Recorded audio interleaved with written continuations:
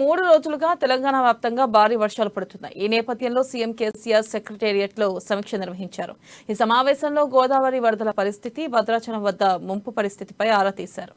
ఇక ప్రాణహిత తదితర నదుల ద్వారా కాళేశ్వరం తదితర ప్రాజెక్టులో చేరుతున్న వరద గురించి కూడా తెలుసుకున్నారు. ఇవాళ రేపు కూడా భారీ వర్షాల శాఖ హెచ్చరికల నేపథ్యంలో అప్రమత్తంగా ఉండాలని అధికారులకు సీఎం కేసీఆర్ ఆదేశించారు.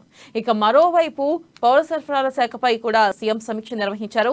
రాష్ట్రంలో ఫుడ్ ప్రాసెసింగ్ చేయడానికి తగ్గట్లుగా అధునాతన రైస్ మిల్లులు ఏర్పాటు సీఎం కేసీఆర్ నిర్ణయం తీసుకున్నారు.